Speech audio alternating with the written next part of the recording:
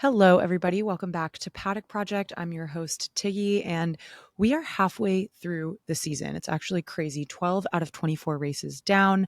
So I thought that this episode, we could just kind of go through what's happened so far this season, some of the biggest surprises, some of the biggest excitements. And I actually listened back to my predictions episode at the beginning of this season, as well as an episode I did on the top storylines that I thought would define F1 in 2025. And so I listened back to that and wanted to kind of go through sort of what has come true, what was I wrong on, where we kind of are heading to the second half of the season, and then, of course, talk about Spa, which is coming up this next weekend. So you can probably tell I'm outside recording in LA. It is a beautiful, beautiful day, and we are heading into race week again after quite a long break, which wasn't even the summer break. It was just sort of a quasi 3-week summer break. And we didn't get a lot of breaking news, so hopefully that will come in the second summer break that's coming up. But how about we start with some quick news? One thing that was announced is Apple has officially bid for the F1 media rights in the US. So as we know, ESPN's deal is up at the end of this year. They had an exclusive window with F1 to renew their contract, but that window passed. So now it has been open to other bidders. Most rumors have been around streamers like Netflix, now Apple, which is confirmed bidding for these rights to broadcast Formula One races next year. Now, I think at the beginning of the season, I probably would have had my money on Netflix as maybe the front runner on the streamer category if we take out ESPN for a second, just because of Drive to Survive, because that's what we've been hearing a lot about Netflix and live sports, and they had just come off the sort of live Christmas game day for NFL. And so I think Netflix was on a lot of people's minds. But of course, Apple also did the F1 movie. So they have sort of emerged as maybe what we thought was a dark horse at the beginning of the year now seems to be maybe a more likely situation. They're rumored to have bid $150 million, which we don't know if that figure is exactly accurate or not, but it's very interesting nonetheless. And I'm excited to see it play out. I think my thoughts sort of do remain the same at the beginning of the season. I think it feels a little too soon for F1 in the US to go full streaming service. I think ESPN still brings so much of a captive sports audience. They really know how to broadcast live sports. That is their bread and butter. I know people have critiques about ESPN, of course, but I am a little bit concerned about streamers and their ability, even technically, to be able to just broadcast live 24 races of sports a year. And I think I think there might be a lot of backlash for people having to buy another subscription service on top of, maybe they already subscribe to ESPN or F1 TV or whatever. I think a lot of you all, at least I've seen on Instagram and comments and DMs, feel like as long as F1 TV doesn't go away, like doesn't really matter what else streams it. So it could be Apple, could be ESPN, doesn't really matter as long as we have our F1 TV. I sort of feel like I'm in that camp as well. I absolutely love F1 TV. I'm sort of F1 TV ride or die, but of course I do tune into ESPN sometimes as well too. So I think I said this at the beginning of the season. I could really see them doing a test potentially for 1 or 2 races. To me, Vegas makes sense. Maybe give Apple or give Netflix the Vegas race, see how they do. F1 owns that race. They're the promoter of it. So it feels like an obvious way to sort of be a testing ground for what could come next. But in terms of a streamer getting the rights to 24 races year round, it still feels a little too soon to me. But I could be proven wrong. The other piece of news that's sort of been swirling, it's actually been kind of a slow summer break in terms of the news cycle, which there's a lot of like memes and rumors flying around. I think people are just bored without racing and don't really know how to spend the time. One of the crazier rumors that's popped up on the feed recently is Charles Leclerc going to Red Bull, which I feel like let's take a step back and see where Max goes first, if he's going anywhere. But the other piece of news that's sort of been circulating is these Cadillac seats. And the news there is that there's still no news, but the boss did speak out and say and confirm that they've been talking to pretty much all the drivers that we've heard about: Checo, Valtteri Bottas, Mick Schumacher. He did confirm they're talking to Mick as well. Also, the question of Daniel Ricciardo came up, and he addressed that head on, saying that Daniel Ricciardo does not want to come back to Formula One, and anyone we have to convince to come back to the team is not the right person for the job. So sorry to all the Daniel Ricciardo fans out there, but I do think that ship has sailed, at least for now. So we still don't really know much about the Cadillac team at all, besides who the team boss is and the fact that Tommy Hilfiger is a sponsor. But outside of that, it's very hush hush, and I expect we'll hear more as the season goes on, of course, as we get closer to 2026. There's not a ton else to talk about on the news front. I think everybody is just waiting for this other shoe to drop, which is Max Verstappen, and whether he's going to stick at Red Bull or go elsewhere, or if George is going to renew his Mercedes contract. I'm kind of curious what announcement would come first. If Max decides to stay at Red Bull, there really is no announcement needed because he already has a contract that takes him through 2028. But if George announces that he has re-signed with Mercedes, then I think that probably gives us most of the answer on the Max side, unless he thinks about going to Aston Martin. So I don't know. I think everybody's just waiting for the other shoe to drop after the Christian Horner news, but no news yet. I wanted to just take a second to go through sort of the stats, where we are mid-season, how many wins, how many podiums, fastest laps, those kind of things. I did post these on Instagram, but I thought it would be fun to go through on the podcast and maybe talk about some of it a little bit. So for wins, we have Oscar Piastri coming in first place with 5 wins, Lando with 4, Max with 2, and George with 1. So if you had asked me at the beginning of the season, which you did, what I would have predicted in terms of who would be leading the championship and who would take the championship, I did say Lando at the time. I think I had predicted Oscar coming in P4. I think my ranking was Lando, then Lewis, then Max, then Oscar, which it's kind of funny to think back on now, but obviously 5 wins for Oscar versus 4 wins for Lando isn't that big of a difference, and they're still just absolutely neck and neck in terms of points. So there's a long way to go, still half the season left, but that's on the wins front. On the podiums front, Oscar and Lando are tied with 10 each, and then we have Max and George tied with 5, Charles with 4, and Kimi and Nico with 1 each. And so some of the big surprises there, and I think the best surprises was, of course, the recent Nico Hulkenberg podium, and then, of course, Kimi. So for pole positions, Max and Oscar are tied with 4, Lando with 3, and George with 1.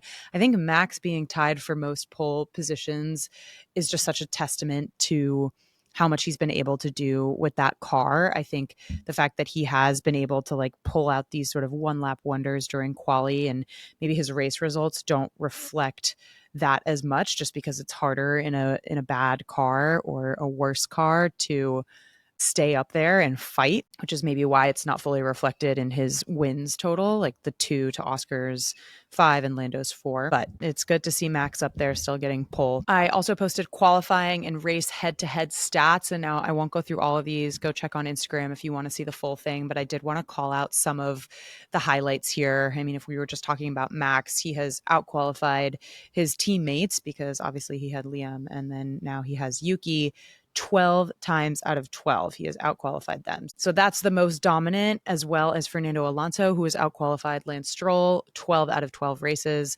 Absolutely crazy. The next most dominant is George, who has outqualified Kimi 11 times to 1. And then Alpine as well, Pierre Gasly has outqualified his teammates because Jack Doohan and Franco Colapinto 10 times out of 12. So those are sort of the most dominant ones. I think some other surprises that people may have not predicted at the beginning of the season was Charles outqualifying Lewis 8 times to 4. So that's relatively dominant. And then Isaac outqualifying both Yuki and Liam at 9 times to 3. So pretty dominant there. Interesting to see how that stacks up in quali. And on the race front, it's not too different. I think one thing that's interesting is Lando versus Oscar is tied both 6 and 6. And then in terms of quali, 7 and 5, Oscar has outqualified Lando 7 times and Lando has outqualified Oscar 5 times.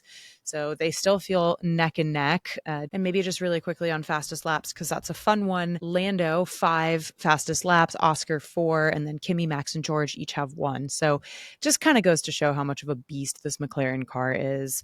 And this season is the season of Lando and Oscar, which I think a lot of people could have predicted just given the momentum at the end of the 2024 season. But it has been kind of crazy to watch both of those drivers blossom and just sort of stretch away, especially in constructors, from the rest of the pack. Now, I wanted to revisit some of the predictions and storylines that I had talked about at the beginning of the season, kind of go through some of the things that have come true and some of the surprises. So I think in a surprise to very few people, even at the beginning of this season, was the Franco Colapinto rumors that he would replace Jack Doohan, and that Jack Doohan may not even last 5 races. So that largely came true. Obviously, we still have Franco Colapinto. He has, I think, officially hit his 5 or 6 race contract. And so we'll see if he continues to extend with the team. He has not scored any points yet this season, and neither has Jack. Both of them are the only pointsless drivers so far. I would say it's a tough decision in terms of performance because it's not like Franco Colapinto blew Jack Doohan out of the water, but I do think that just with the audience that Franco brings and everything else, it feels like it would be hard to justify putting Jack back in the seat at this point. But I don't know, neither of them have really made a great case for a full-time F1 seat at this stage. And now, of course, they're both in an Alpine. It's unfortunately, I think, the worst car on the grid. Now, many people would have said Stake at the beginning of this year, but they seem to be on the up more so than, but they seem to be on the up, and Alpine seems to be having the opposite trajectory. So, of course, they're in a bad car, but 2 pointsless drivers this season, and unclear what that second seat will look like going forward. I think one of the other big storylines I thought would define this season was Red Bull, their performance. What does the future hold for Max? And we're very much seeing that play out in real time. I think I said that in 2025, we'd get a much clearer sense of whether we think Max will stick it out with Red Bull, go to another team, or retire. Obviously, we did not know the Christian Horner news was coming. And so that sort of plays into that question of what will Max do. But yes, I think we're seeing this play out very much in real time of the car clearly for Red Bull is on the downhill. The junior driver program and the viability of that is still very much a question mark, just given how many people have cycled through that second Red Bull seat. Liam and Yuki, you can now add to that tally of unfortunate careers that seem to have plateaued or taken the wrong turn in that seat. That is something that feels largely accurate from when we started this season. Talked a lot about Lando and Oscar, of course, and the fact that they would both be in the hunt for a driver's championship. So they would be quite focused on 2025 performance, maybe not necessarily at the expense of 2026, but they have a lot to gain from sort of being at the front and getting one of their drivers a driver's championship, which seems likely to happen. I think one of my predictions in the predictions episode was that McLaren may move from their sort of team first or papaya rules approach and start to prioritize a driver if one came out ahead. Maybe that would have been true if a driver came out ahead, but we still very much see them neck and neck. And so there is absolutely no prioritization going on at this stage. Those drivers are still duking it out. McLaren is letting their drivers race, which we've seen in some past races. One, unfortunately, was Lando taking himself out. Another was a very good battle between them. So it seems like there has been no prioritization because no one has come out ahead. Now we'll see what happens, who might pull away in the second half of the season. But at the time, I think I had said that they would have a much easier time on their hands if Lando sort of like came out of the gate swinging. Oscar was still up there, but not necessarily fighting for a driver's championship. Like the math was pretty easy and Lando would just take it. But Oscar, credit to him, credit where credit is due. He has really brought the fight and, of course, is leading the championship right now. So I think that makes it a little more complicated for McLaren and just makes them stick to that team first, papaya rules mentality. And we'll see if that ever switches, but I imagine they will start to prioritize whichever driver mathematically seems very likely to win the championship. So we'll see when that happens. Maybe that doesn't happen at all because they're racing until Abu Dhabi and it comes down to the final race, which would be just such a blessing for all of us. Another category of storylines that I talked about in that episode at the beginning of the season was around business. And so I talked a lot about the shifting media rights. I talked about that at the top of this episode related to the Apple news, but we're definitely seeing that play out. And I'm sure there will be an announcement at some point, of course, before 2026 on who will be getting the US rights for F1. Like I said, I think I could see a streamer getting like a test race, but it feels a little too soon for me for it to go full streamer, but very much could be proven wrong. I also talked about F1 Academy on the business side, just in terms of the media attention that they would be getting this year in terms of, the F1 Academy Netflix series produced by Hello Sunshine and the fact that they're in their third season. It's a little bit more of a mature series. They know what they're doing. They sort of level up every season in terms of how they integrate with F1, how they show up to race weekends, everything around them, all the sponsors they bring, all the attention they bring. And I think they have leveled up this year in a great way.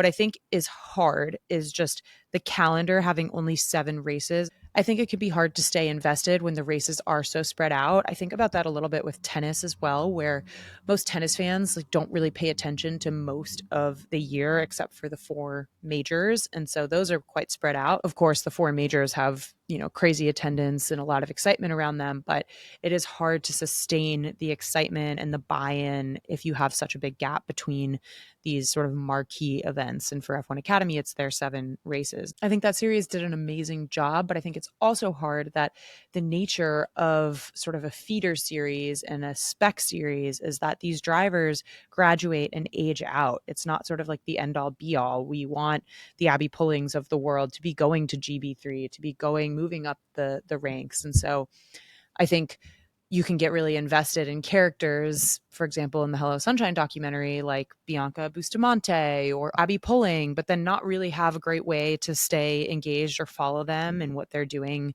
outside of F1 Academy besides on social media. And so I think that jump is a little hard, and you have a constant pipeline of new and fresh faces, which is great. But I think there's more to come in terms of how to stay invested in F1 Academy.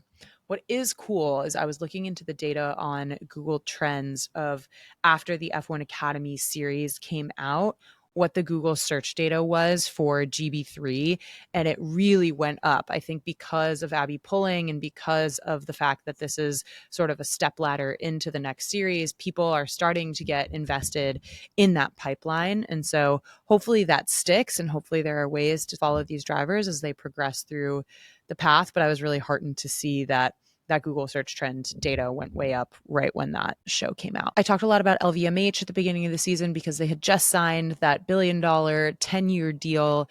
And we have seen a decent amount of LVMH, like, of course, the branding on the racetracks, the fact that Monaco had its first ever title sponsor for the race. But we haven't maybe seen as much as I would have expected. And I'm sure there's stuff coming down the pipeline, like Whispering Angel is an LVMH brand, and that was announced as the official rosé partner of F1. But I'm interested to see if there's more coming and if they really blow it out of the water. But maybe that's just what luxury is. It's understated, it's unattainable, it's not in your face. And so maybe we won't be seeing as much sort of classic sponsor activations, and it will be more of these like smaller moments like the suitcase trophies and stuff like that. But we'll see. A couple of other teams to shout out.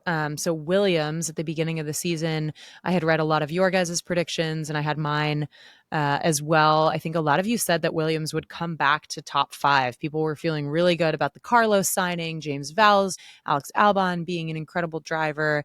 At the time, I said that I thought it would be a tall order for Williams to come back into the top 5 this year, just given the switch in regulations in 2026. But I am so happy to be proven wrong on that. They are sitting in P5 currently in constructors.